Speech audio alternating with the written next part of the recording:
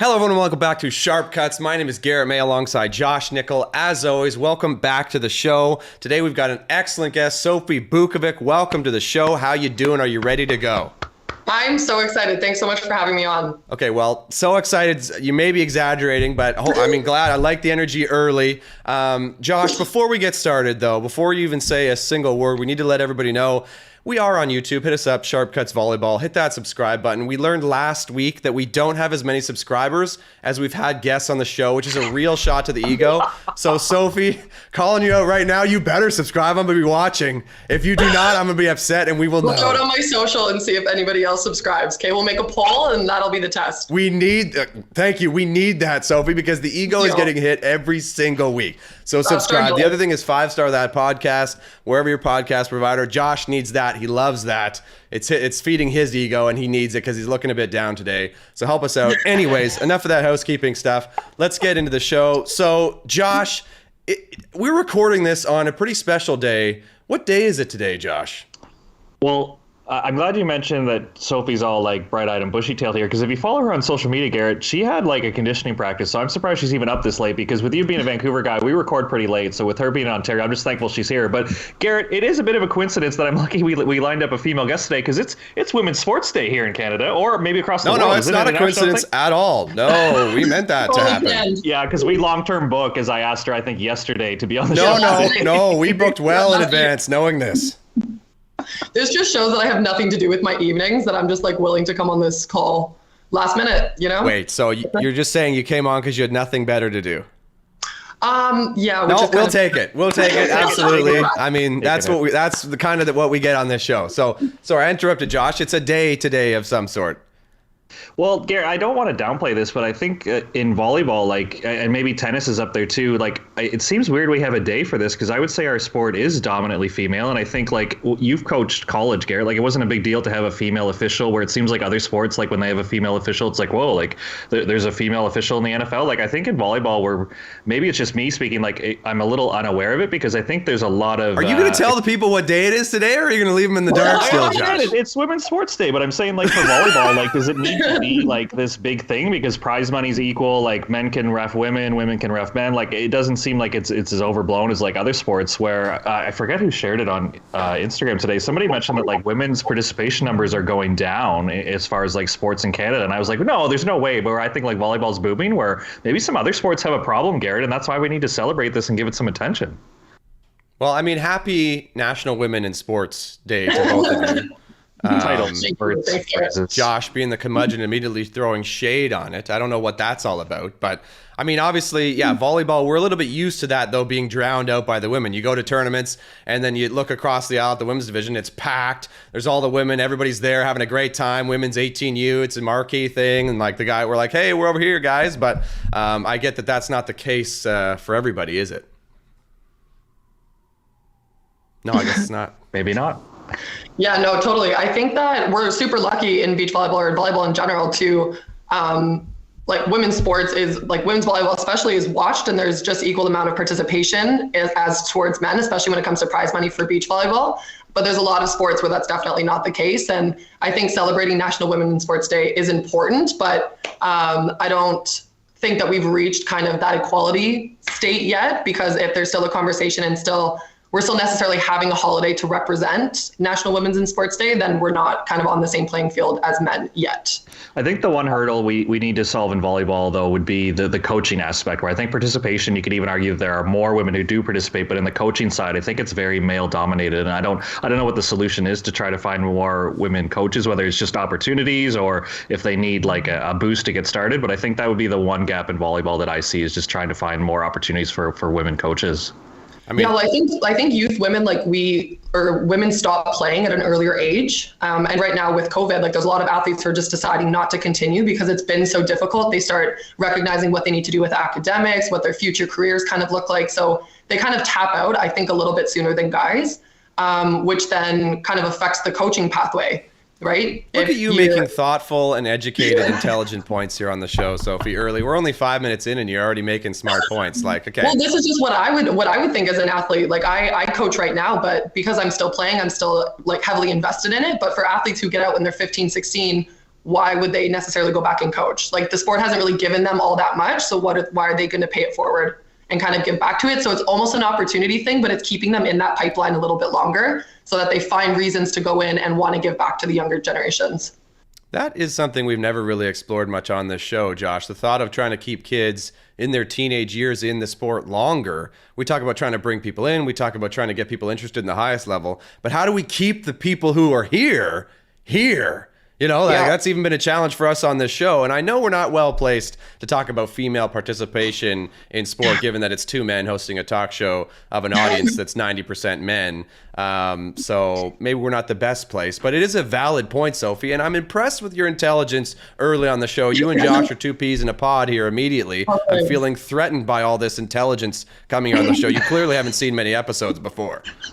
It's late, so I feel like it's going to slowly deteriorate, but give me a couple of minutes. Get it out early because we're headed downhill I'm just fast. pretending to act smart right now, but like give me a couple of minutes and it's just all going to go out the window.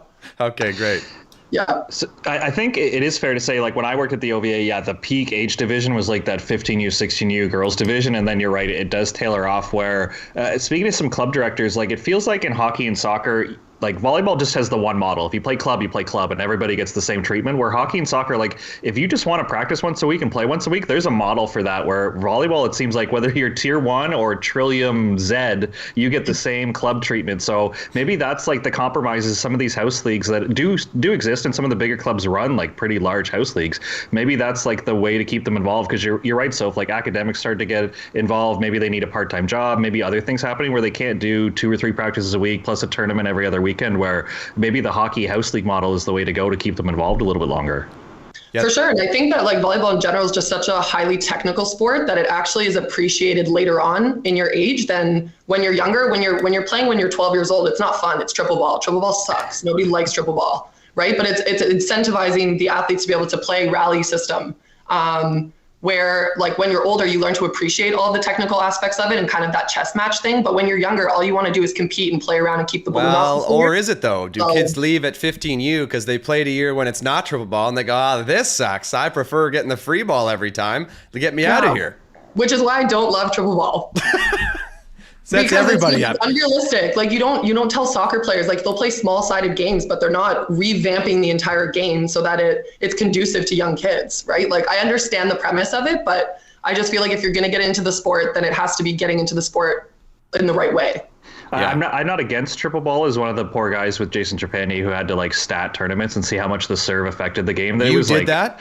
It was over 70% at the youngest age levels, Garrett. Stop. Where it was either You sat at a youth tournament and statted kids volleyball?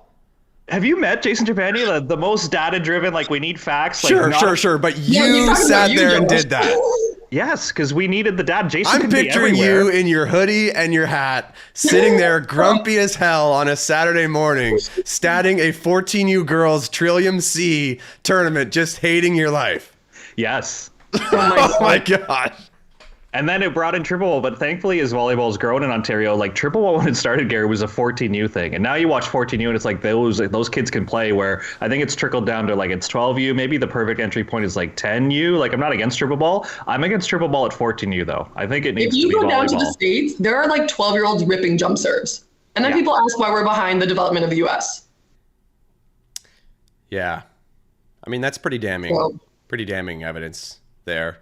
I mean, the one thing I will say about that kind of age, even because we have so many players, right? But I predict a reason why people are leaving and don't follow through that coaching pathway is because it is so cutthroat, even in the lower tiers, at least in my experience. Like you look at teams who are in a second or third tier, like down, not competing with the best in their division, and the tryouts are still stressful as hell. Like you got to like compete for your spot on the team. Your coach is not re-signing you every time. Like what does that even mean for a 14, 15-year-old kid who's like in a tier 3 team? It's like, no, we're having full tryouts again. We're trying to take this step forward. It's like, holy, there's no house league. There's no like middle tier where we can just go and all play together and have fun and enjoy the sport. We are severely missing that, I think, in volleyball. And it's definitely affecting, and I think the women a lot more than the men, because women play in a lot more larger volume than men.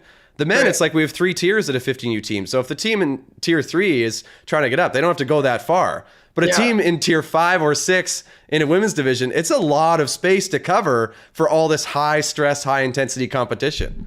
Yeah, totally. No, that's definitely accurate for sure. Are you serious? Yeah. I made a good point. You made a great point. Made a great point. I mean, we need to celebrate this. Give me player of the week right now, Josh. I mean, are you kidding me? I'm on fire today.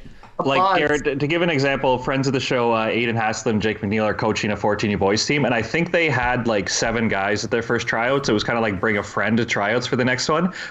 When I've been asked to like go help at a girls' club tryout, it's because they have like 50 or 60 kids and they don't know what to do with that many kids in the gym. Where like kids are getting cut at the women's level, where guys, I'm dead serious. Sometimes it's like, does anyone know anyone else who wants to play volleyball, even if they already play like hockey or basketball? Can they just like come out so we can make a team?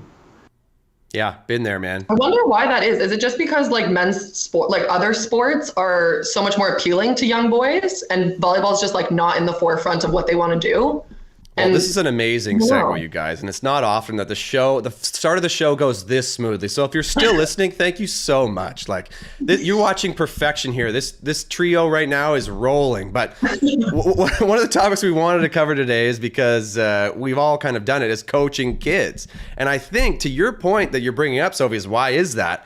Is because I think the pathway for women to professional sport is a lot different than men. So what does that do to the kids trickling down who want to be good? Like who want to go and play somewhere at a high level, right? So for young women specifically, like young girls, you could have somebody come up to your kid who's pretty good, say, hey, pay me and I'll help your kid be great. And they could be right. Like they could do it. I can get your kid to go on a scholarship to the States. There's a lot of those around. Whereas for the young men, it's beaten into them. It's like, no, this is not happening. Like, there's no opportunities. You're going to play in Canada, or maybe if you're the best, you'll get a chance to go down. But the opportunity is so much wider.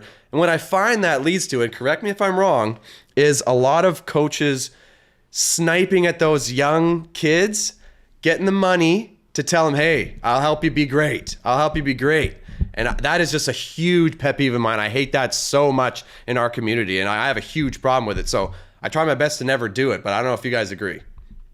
Yeah, no, I think that's definitely true. There's definitely more of an opportunity for like young girls to get their university paid for if that's kind of something that they're looking for. Like D1 NCAA schools have 12 full scholarships for indoor. Yikes. Whereas like on the men's side, you're lucky if you get a 75% offer, which still covers the majority of your schooling and tuition and board and stuff, but it's not, you know, everything. And you're going to a school that's $60K US per year, right? So it's almost impossible. It's like $1 million Canadian.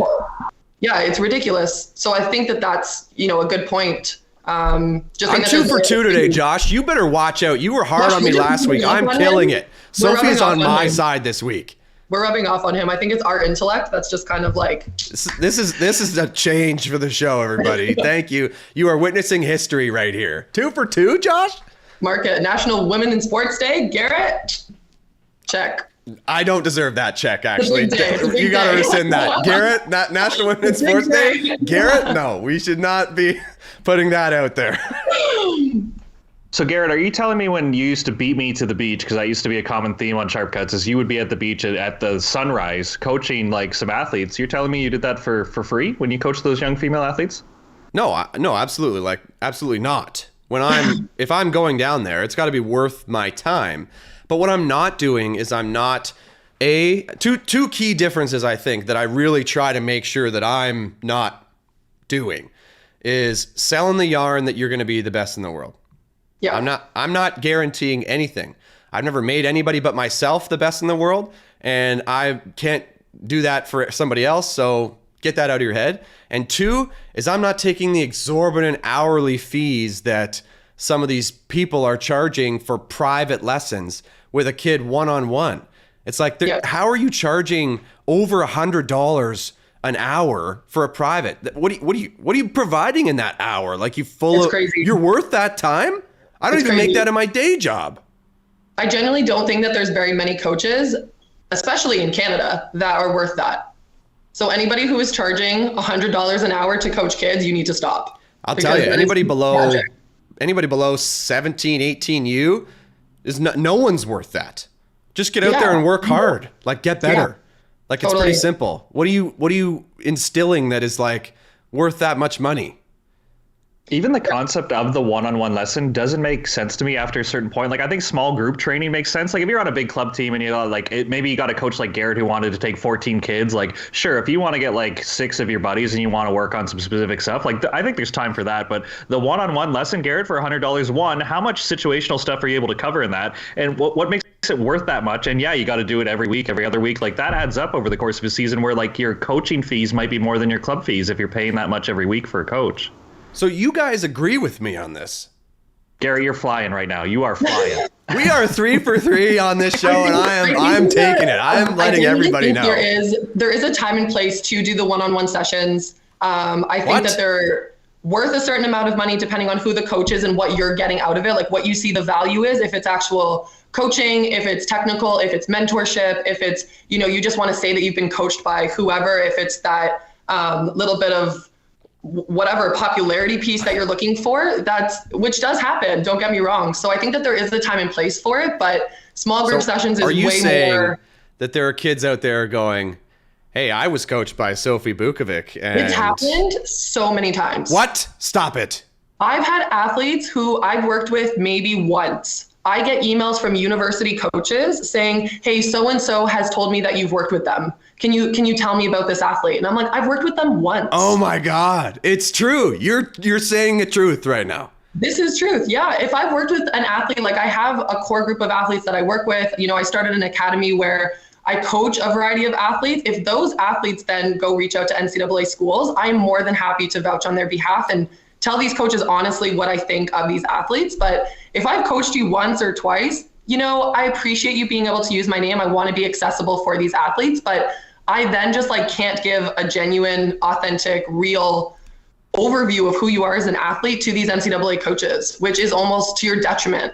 I gotta say, we are on a roll, because this is also another beautifully natural segue to another topic we wanted to cover, and that is your business. You mentioned you do run the academy, the Northern Elite it's called. Do I have that correct? I mean, it's obviously not for me, but yeah, the Northern Elite is what it's called. Yeah. And you're coaching young kids to try to help them take it to the next level, right? But it is group training, right? Like, we're not saying you're taking a bunch of these private lessons and making bank on the side and then telling me you agree, right?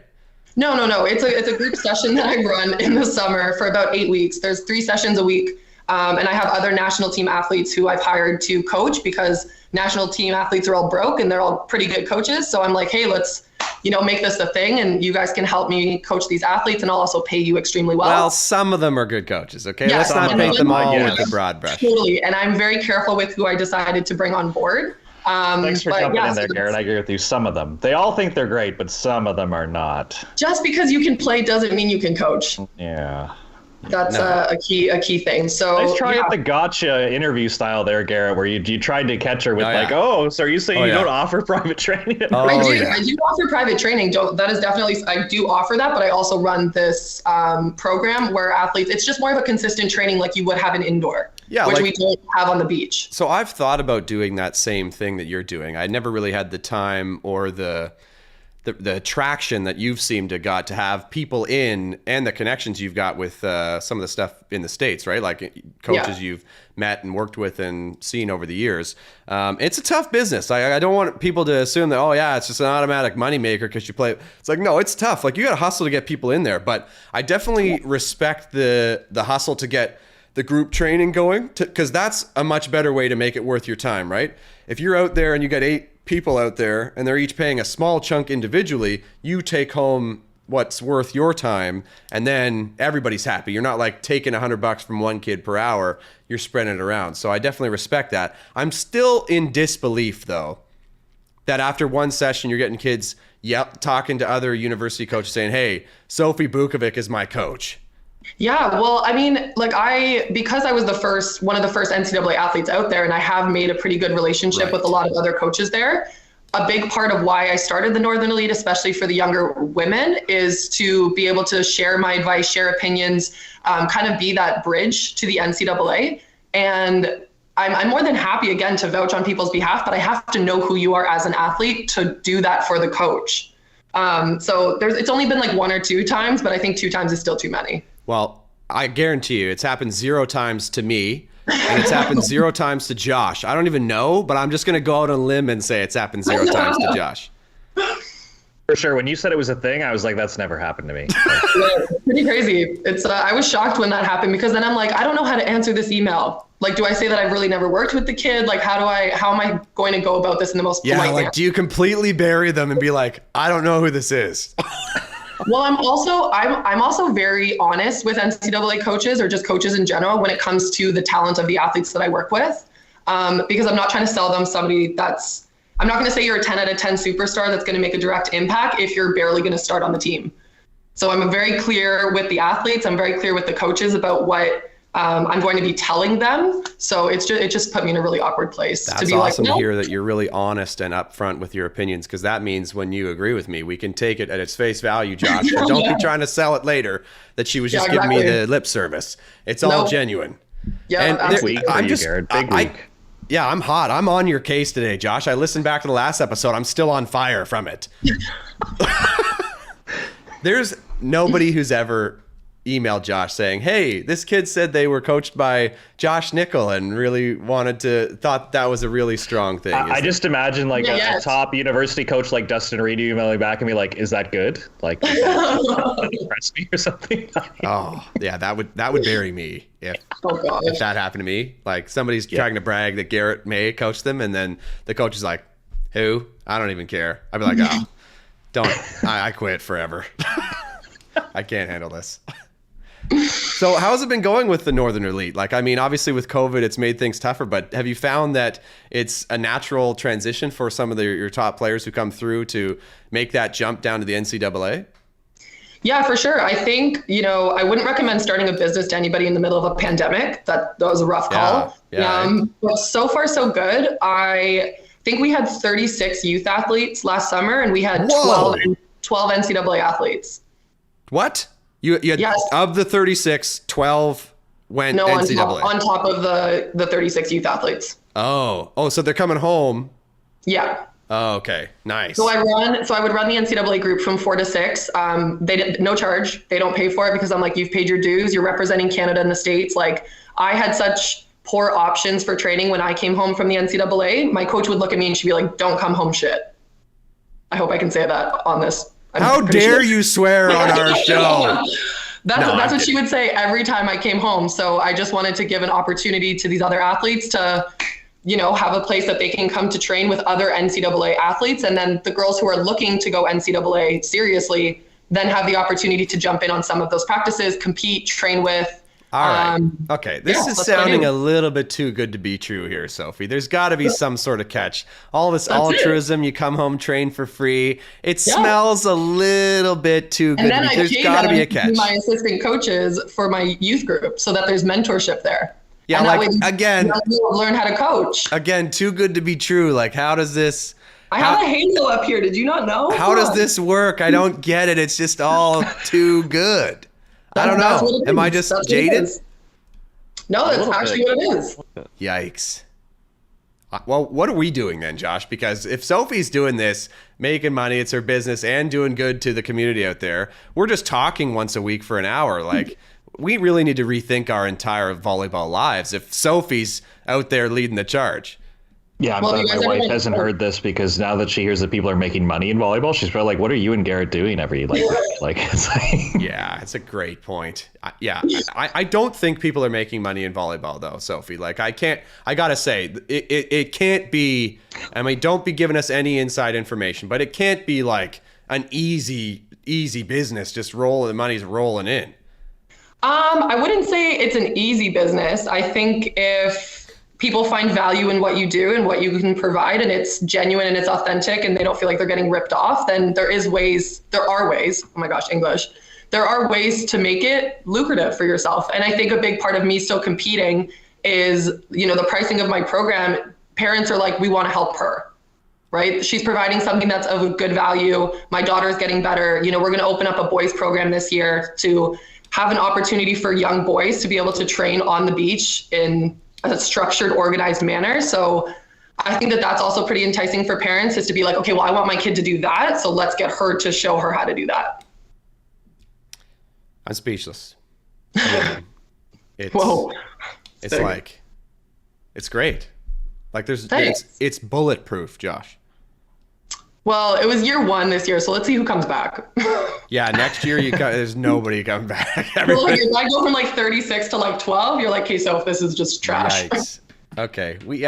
Sophie's success is making me rethink my entire life here. So I'm going to quickly segue away before we lose any more ego deflation here. We started this thing, Sophie, where a segment. We got some advice a few episodes ago to do segments to, call out some people in the volleyball community for good things and for bad things. And I'm not really sure how it's going yet. We haven't gotten the feedback from the community. So if you're still listening, hit us up in the comments on the YouTube channel. Find us on Instagram. Text us even if you have your number. Let us know what you think. We want to hear what you say. But we go through players of the week, and we each usually pick one, go through the player of the week, something exciting and great that they did that week. And it can be for any reason, but we try to relate it to volleyball, but it's not always possible given that I don't know how much volleyball is going on right now. So, Sophie, I don't know if you've thought about that. We'll maybe give you a little bit to just think on it and prepare while we go to Josh for his player of the week.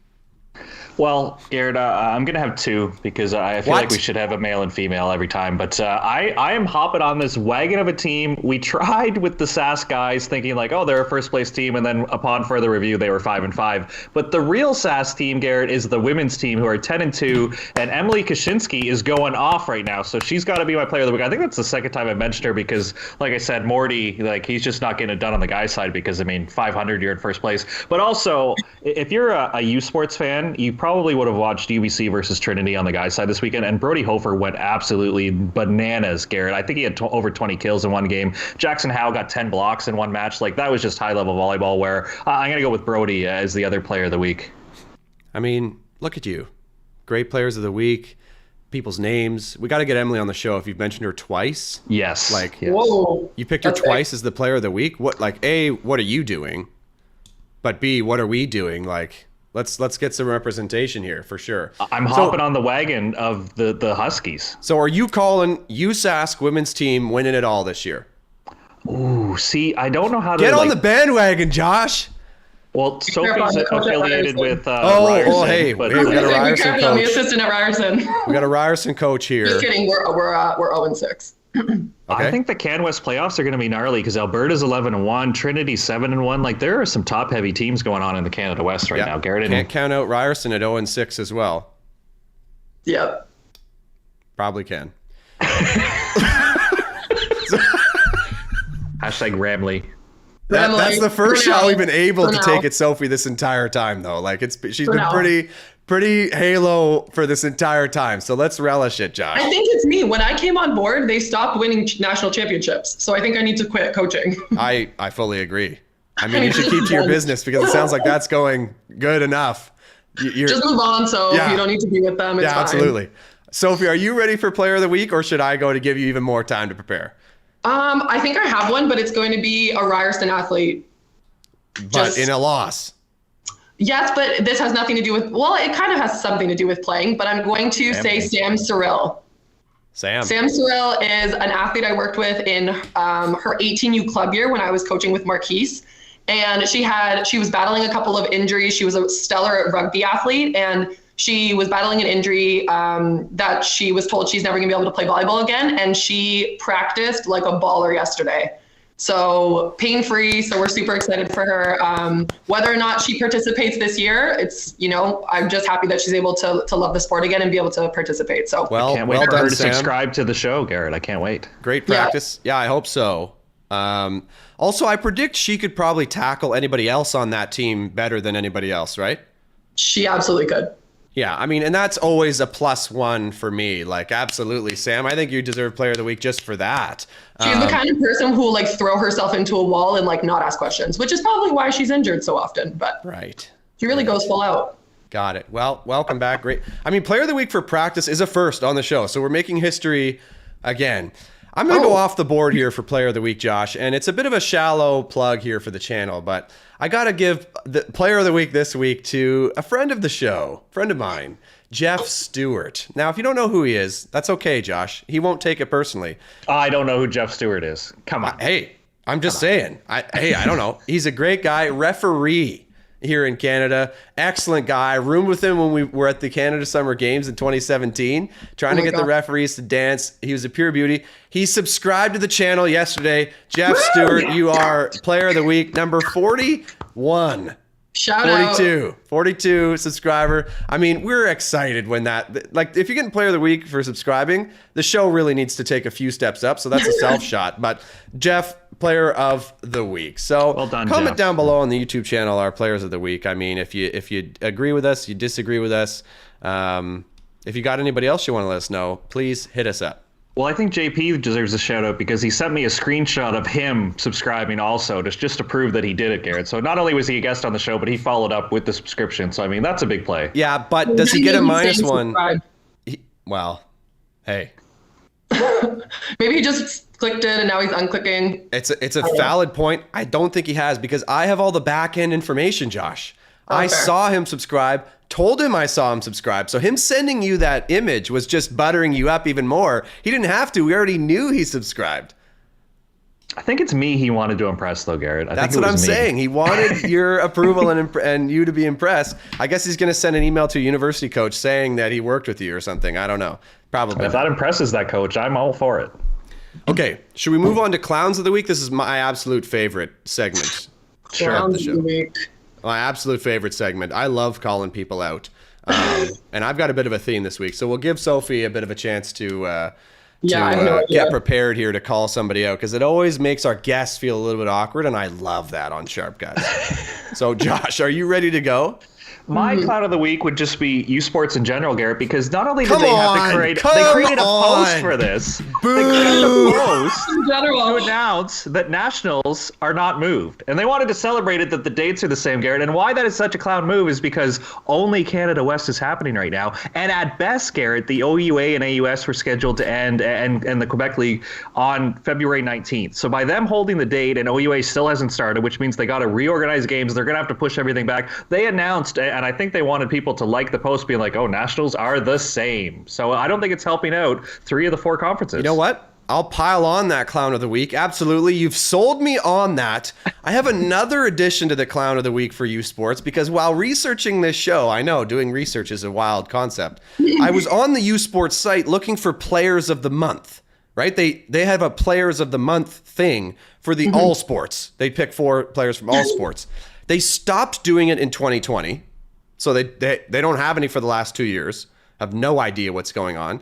And on the site, the name of the sport and the player's name are on the same line, so they're overlapped on each other, so you can't tell what their name is or what sport they play. Huge boo to U Sports for being unable to read who the Players of the Month are. Unbelievable, U Sports. I think if we ever wanted to be live stream commentators, we just jobbed ourselves out of that. They're never going to call us. Nah, we got our in at the Can West because they actually charge money for that service. Let's go. Yeah, there you go. It's okay, you come back to the OVA Grand Slam.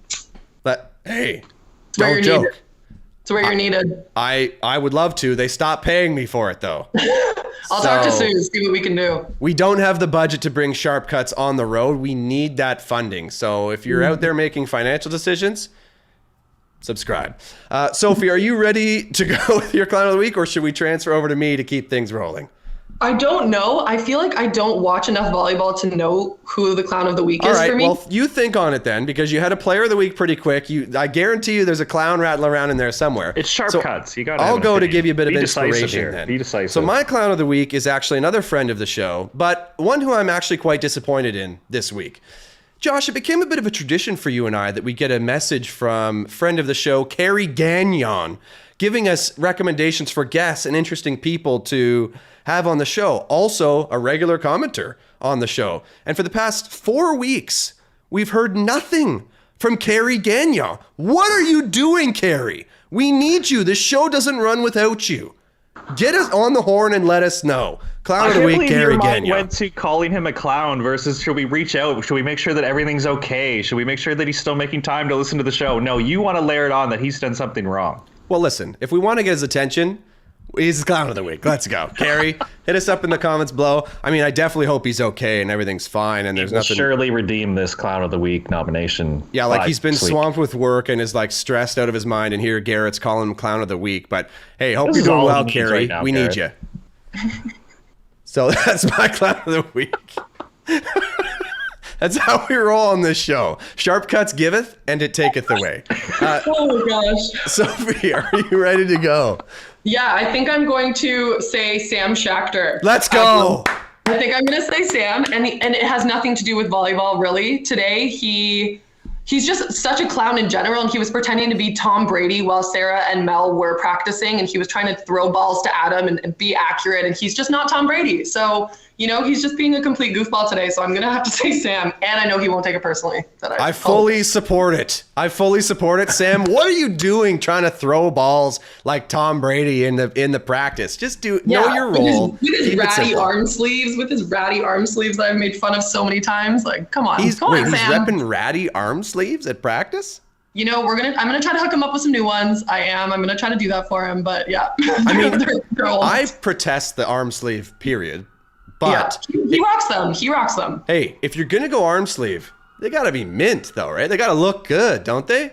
You honestly, you have to be Sam Schachter to wear them. Like you have to be white, Garrett. A beach defender went with white sleeves, bold. So they're all brown now. Yeah. That's a bad look. Yeah. Like a black sleeve? Like Tom Brady, we're just like, come on, dude. Yeah, well, I think a pretty solid clowns of the week this week, you guys. Like, we had an administration, somebody who doesn't play volleyball, who's a ref, and an actual player, like a well-rounded series of clowns. Well done to us. I mean, show of the week, sharp cuts. I mean, absolutely. Good thinking, guys. Good thinking. thinking. Us up. Let us know in the comments if you disagree. You probably do. Carrie, are you okay? We need you. Moving on. So speaking of the armbands, actually got me thinking to another topic that we wanted to cover. And it's about beach athletes and this kind of desire. And even I said it, this desire to like look good, this very conscious, like, I need to look good. You look at a beach athlete's Instagram, it is, I mean, many of them are pristine, Josh. Like, I was lurking before the show and I was like, these pose photos, everyone's got to look good. I mean, the makeup, the flexing shots with the dudes shirtless, like all that. What is that? Why are we so obsessed with how good we look compared to indoor? When you think about indoor players, it's not anywhere near the same level. Indoor makes money. Oh, so it's money. So now beach players, we got to sell our bodies. My agent, I know that sounds kind of bougie. I'm not making any money though, just because I have an agent. No, you sound totally bougie. No, your agent. My agent said to me, it is more lucrative and more important for you to be considered an influencer than it is for you to be a professional beach volleyball player. What? Wait, like more important in what way? Like for your volleyball success? No, for sponsorship opportunity, for endorsements, for you making money off of your social media. That is the way you're going to do it. It's not being a professional beach volleyball player. So you kind of have to sell your soul and like brand yourself in your social media in order to make money so that you can fund your athletic career. So if you have an agent and you're not making any money, can you put in a good word for Sharp Cuts? Because we need that kind of support here on this channel, first of all. Second of all, saying to make money as a beach volleyball player, you have to be an influencer rather than just a pro beach volleyball player. Yeah, being a pro beach volleyball player is not enough. Right, but how many, so who's the example of that? Who's somebody who is an influencer? And because it's obviously got to take focus away from your performance if you do that. I got to think. No, not necessarily. I think that it's just something that you can do on an evening is just create content. It's not anything that has to be super organized or super, I don't know, professionalized. That's true. But it is it can be a bit of a distraction. I guess it is a business. If you take it professionally, you can kind of do it like that. But so who's the example of that? Who's doing that well? Like somebody who's not not in the top 10 in the world. Because if you're top 10 in the world and you're winning, you're podiuming at Grand Slams, you're doing okay. Yeah. Who's not doing that? Who is still making money through their social media and that sort of thing? Do we have an example? I mean, I don't really know other people's sponsorship and financial business, but I think, and the other thing too is when people post about partnering with a brand or collaborating with a brand, we don't know if that's for money, if that's for product. Like nobody really speaks of those things. Right. So I don't really know if I can give you an accurate kind of example of that. But hopefully, if you ask this question to someone, they say me. I think it matters on your federation, where obviously like Sophie has to do a good job, because here in Canada we don't get the center of attention, where like if you've just ever floated around Instagram, Garrett, some of the Austrians, they look like NASCAR drivers, and like don't get me wrong, Austria loves volleyball and those guys are competitive, but I wouldn't say they're top 10 in the world, but they have like 8 logos on their shirt, and I was like, how does like Irma Cora have so many sponsors when he's like a fringe main draw guy? Well, yeah. And look at their hair. Their hair is always perfect. Yeah, that's something That's just Austrians in general, I think, though. Well, right? no, but they got the sponsors. They got to look good. Like it's kind of part of this, isn't it? Like what? But what? I guess indoor players are making more money, so they don't care, and it's the beach athletes who need to be like, "Hey, look at us. We're like we're super cool, and give us money." Kinda. Like the indoor players can just go off of being good, like getting a good contract because you are a good volleyball player. But beach athletes, it has nothing to do with your volleyball skill. If I go up to a company or a corporation and I'm like, hey, give me money, they're not going to care about volleyball. They're going to say, what can I do? What can you do for me? How good do you look with my logo on you? Josh, that's what it's going to come down to. It's so messed up. That's totally the truth. I mean, we've talked around this point for years, I feel like, but we're kind of getting to it. This is blowing my mind right now. Because think about the conversation in Canadian volleyball, beach. I'll get even more specific. And how it's been a bit of a thing like, oh, sponsors. Oh, we got to get sponsors. Oh, we need money. We got to get this and that. We got to get this. But Sophie's making the point, well, the question is, what can you do for me? And up until a few years ago, we ain't doing nothing for anybody. Well, that's the biggest thing, I think, like over the past couple of years that beach athletes didn't really grasp their head around is you can't just go up to somebody and be like, hey, give me money. They're going to be like, who are you and why would I do that? It's offering them something. Are you doing a team building exercise for their employees? Are you wearing their logo? Like you have to give something in return to them. They're not just going to give you money because you're a charity case. Yeah, I gotta say though, that does not sound like an easy life. Like you're on tour, you're exhausted from playing. You got to worry about kind of running your social media business from tour, and then every year is an intense negotiation for your funding. Like for your money with these groups you're trying to build a relationship with to have this social media presence. Like it just sounds like not only is it a grind to try to be a good player, but then that life on top of it is another layer of grind. Like, oh my goodness, we're doing nothing to support them, Josh. Well, one, we don't have any money. If somebody wants to put sharp cuts on their shorts, Garrett, I'm sure we would support it. But oh, I didn't mean we, like you and I. We are definitely doing nothing. We have no money for that. No, I mean we is in the greater we. Maybe that's not a bad idea, is finding a way for, like, I don't know, whether it's Volleyball Canada or federations to partner with an agency. Like there are marketing agencies out there to develop like media to do people's socials. Like have scheduled photo shoots like European countries do. It doesn't need to be team-based. Maybe it's like the whole federation does it together. I love this. I love it so much, Josh. Food for thought. Food for thought. Josh, take that, ingest it, chew it up, think about it, get it going. Yeah, Josh. Now, sell it with the men, because if you come up to the women and pitch this photo shoot idea by yourself, it might not come off exactly the way you maybe think. No, I don't. To the men or to the women? Well, good point. The men are going to leave it. The men would love it more than the women. Yeah, tell the boys, hey, on Fridays on you, what is it? Jersey Fridays. Jersey Fridays. Jersey Fridays. We're doing a photo shoot for social every Friday where we show off our jerseys, and we're gonna get a deal out of it. You do that, and I guarantee you'll have like vintage stores in Toronto reach out and be like, hey, feature this jersey on a Friday. There's a free jersey. Well, who's going to sponsor Clown of the Week? Are we going to get Chuck E. Cheese or like one of those, can we get, it just doesn't work, Josh. Like, let's stop trying to help these volleyball players and trying to help this show. Sophie, I mean, you got great advice, but it's not helping us. We are selfish a bit on this show too, Josh. You're right. Well, I will definitely, 1, subscribe, 2, put it on my social. Hey, you better subscribe. I'm going to be watching for sure. I'm going to be lurking.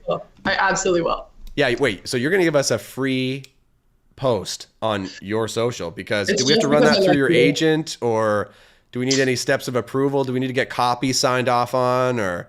I mean, I could go that route, but I think this will just be, a free go. Yes, this is going to set the precedent, Garrett, where now we can go to so many other players and be like, Sophie didn't charge us to go on, and look how many followers, look at what she does in the community. You're not going to give us a free post, Jake McNeil, like all these other people? Wait, they didn't do that?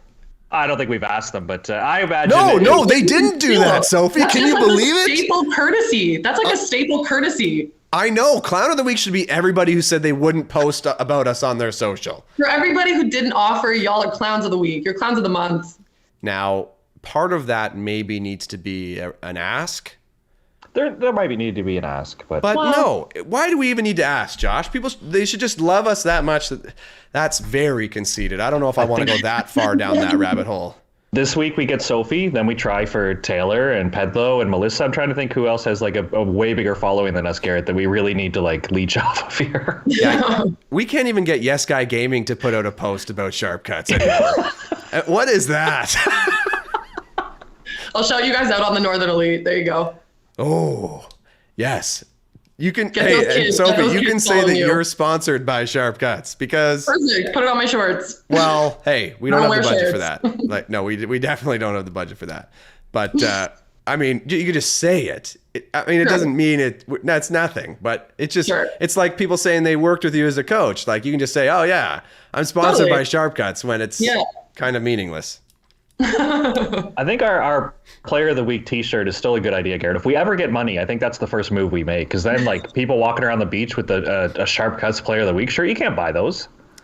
Sure. So if we ever get money, the first spend is on a Player of the Week t-shirt that we give to the Player of the Week. Yes.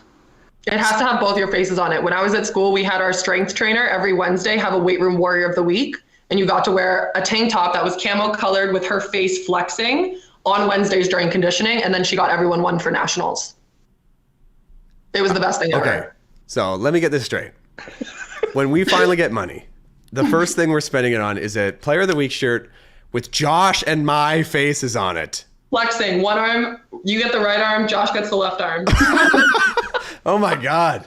I mean, but we're really going to have to beg people to wear that shirt. Like, at least if the shirt looks good and like just on its own, you might be like, somebody wear it by chance, you know? But with our faces on it. People wear it oversized. That's like the trend. It's coming back, like 90s. Garrett, what do you mean when we get money? Like when we finally get like 50 subscribers and we get some of that sweet, sweet YouTube money, what do you want to spend it on? I just wanted to be clear because I'm 100% down. Let's go. Let's go. A shirt with our faces on it. I can't think of a better investment in our business. Yeah. Than that. Sell some merch. You guys have to get a hat. You say business like this thing makes money. Like even calling this a business is a bit of a stretch. This is a business, Josh. Hobby. We can expense this on our tax forms, okay? It's a full-on business. Yeah. Making lots of money. Now, totally. Yeah, okay. Let's gracefully, not so gracefully, segue into our final topic before we ask Sophie what she thought, because that is always one of the topics, is two things, Josh, that we haven't covered and I want to cover with Sophie because we've talked beach a lot on this episode and I kind of miss it. We haven't talked beach hard in a while and I'm loving it. So we haven't covered beach celebrations and I'm curious about our thoughts on choreographed celebrations because it is a thing in beach and whether you confirm it or not, people do predetermine what celebration they're going to do.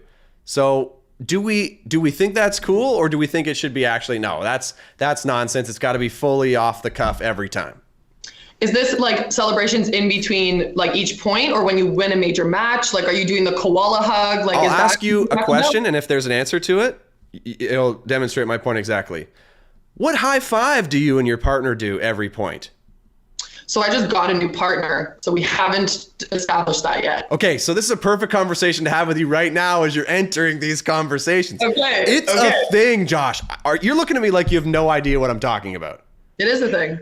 We just talked about it the other day. Sam, when he played with Josh Binstock, after Sam would make a big play, Josh would go down on one knee and present, and Sam would just like slap it as many times as he could in a short amount of time. So I think as far as choreographed, but genuine excitement, that was a good silly. Yeah, like I fully support that one, but that one is hey, when I make a big play, I'm gonna go down on a knee and you just smack the shit out of my high five.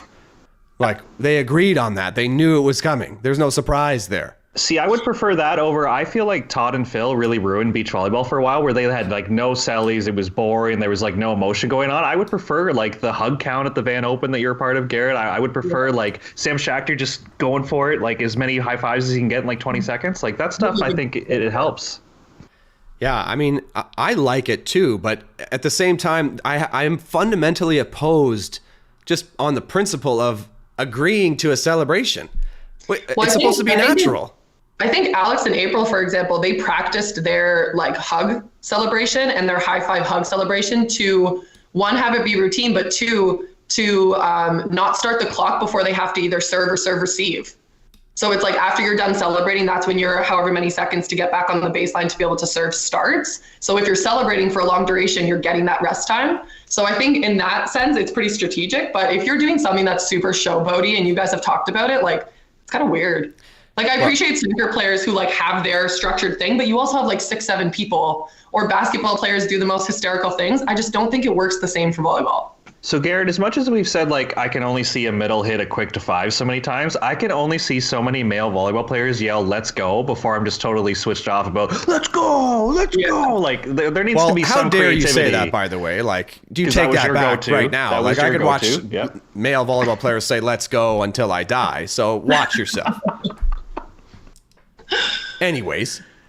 Yeah, I don't know how that happened, the high-fiving and just having it be coordinated. I don't know who started that, like when that became a thing, and everybody's is kind of the same, but a different variation of it. Yeah, like everyone is every partnership. In the women's game, it's all like 2 up high, 1 down low, or just 2 up high, hug, 1 down low. Like, what is that? What is that? Someone call me out when I do this. Like, I like to hug. Like, I like to hug because I like to show love to my partner. So I didn't ask. I just did.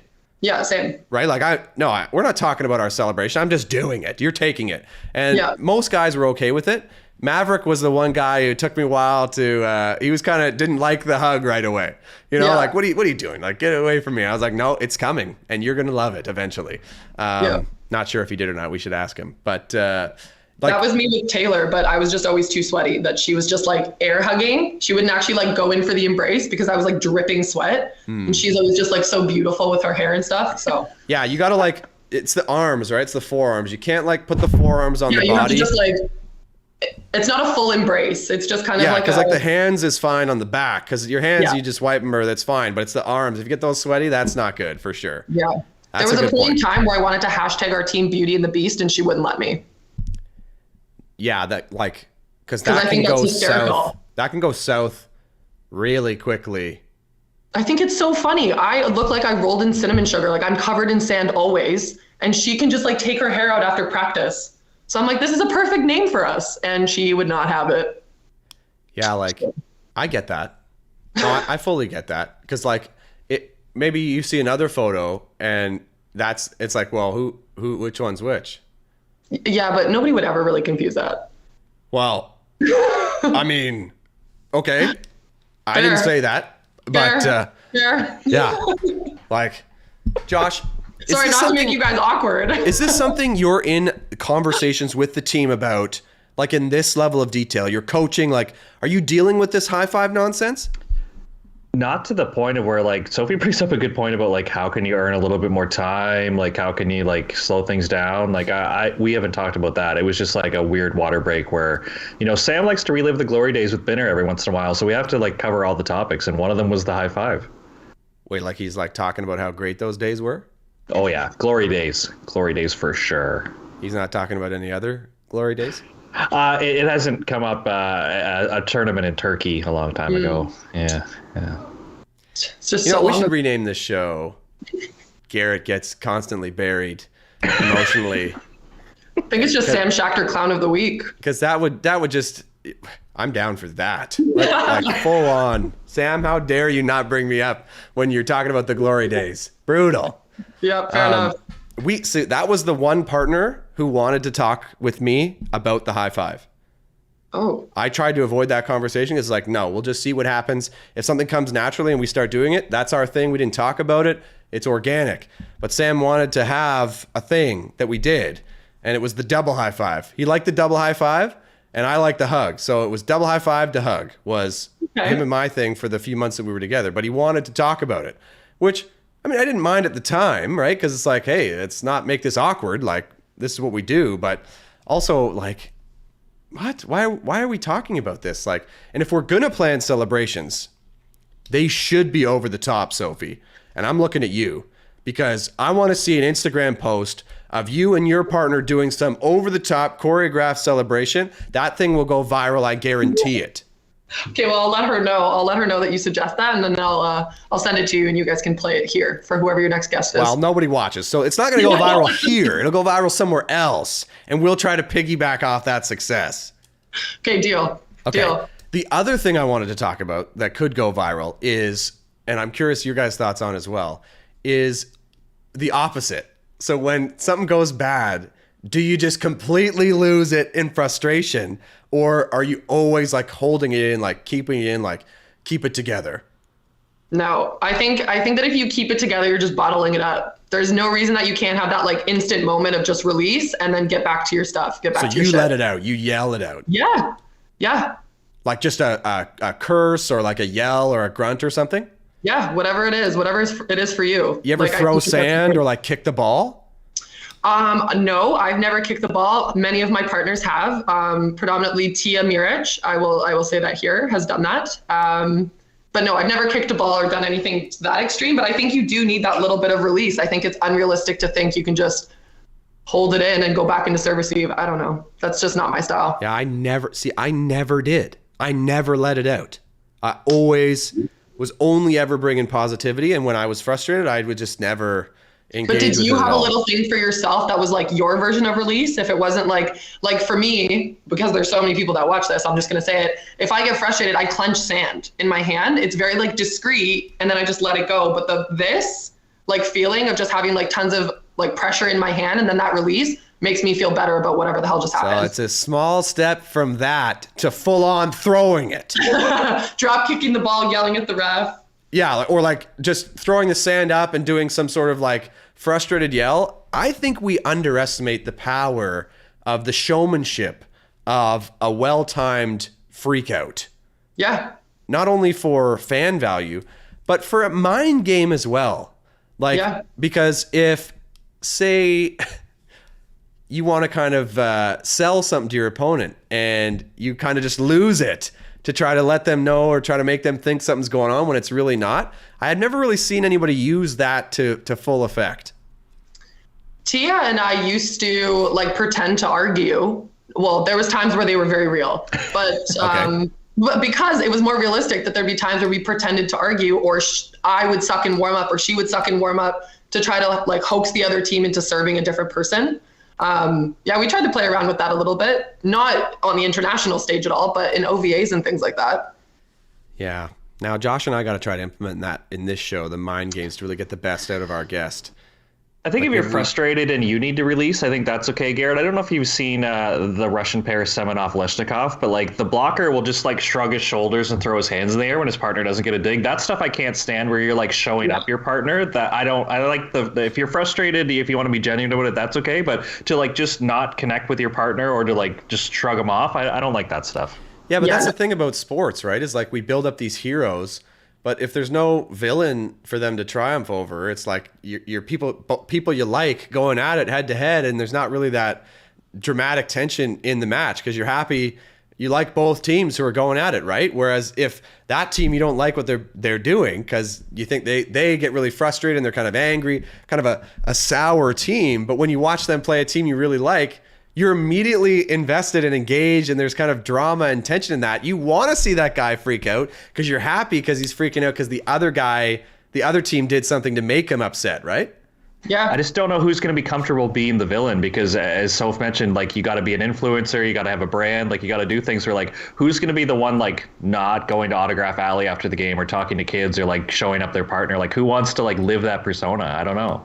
Well, I think there's a way of doing it in like a positive way. Like if you look at Patterson, like look at Casey Patterson, he's a joke. I love watching him play. He is the funniest person that will take anything to the next level, almost teetering the line of like inappropriate, but to the point where it's just so fun to watch. And that's what his brand is now. yeah. Like, he can't not do that, and people just like question what he's doing, right? So I'm not saying everybody can do that the way that he does, because it is so authentic and genuine for him, but there's definitely ways that you can do it that is still entertaining and doesn't take away from the game. I don't know. Josh, if I come back ever to play, I'm coming back as a heel.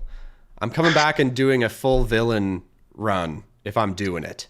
Do it. And you'll see. Well, you may not see because I may never come back. I mean, this body may never get back into shape. But if I do, I'm going to try to experiment with that and try to live that and then talk about it openly. Like, why not? Like, who cares, really? Like, if I win a team and I'm being an asshole, like, I'll tell, hey, yeah, I was being a total ass. Like, that was part of it. And then if I lose, like, hey, good win. Like, everybody's happy I lost because I was being a jerk. Like, that's kind of part of it, right? Yeah. As long as I get the subscribers, you know, puts butts in seats. It's interesting because like beach volleyball gets compared so often to tennis.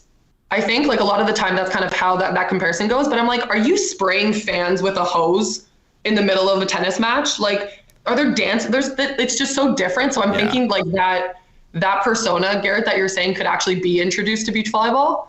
I will not do it, but there is room for it, I think, and just kind of what beach volleyball is as an environment. You're saying you agree with me? I'm saying absolutely she was, John. Let's go. Okay, let's go. Number 5, and that is a high score for me. Really, Josh. I don't know how to do this sharp cuts.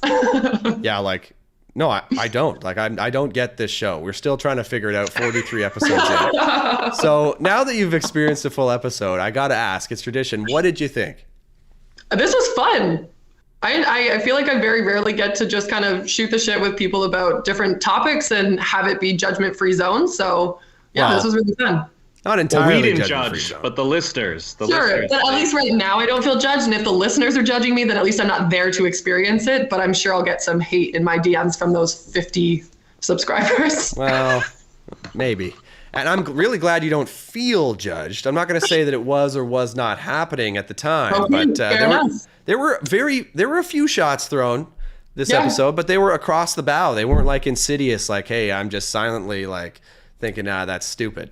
Yeah, fair enough. Well, thank you for saying that. That's kind words. And I mean, you did say at the beginning that you're very honest. You give people the straight up. So we can trust what she's saying here, Josh. We don't often get that with the guests who give us just the lip service and say it was a good time when maybe it wasn't. Yeah, no, I had a fun time. My bedtime is usually 9:30 and it's past 9:30, which means this is a good time. Oh my gosh. Well, we better close this down because you got to get to bed to keep that high performance going. You got a business to run, you got a social media business to run, and you got to try to deliver on the volleyball court, which we wish you the best of luck with because it's a tough life out there. But we got to see some nice celebrations, Sophie. Come on, pick it up. Thank you. You know what? I will try. My new beach partner is pretty good with that, so I'll just try to jump on her coattails for that. Well, you got to outdo her. Forget jumping on the coattails. Dueling celebrations. Let's go. Well, we'll see. Okay. I'll see what I can do. We won't see unless we do, in which case we'll be very happy. So, okay.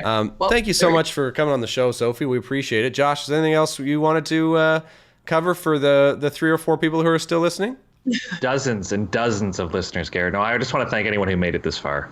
Yeah, thanks, guys.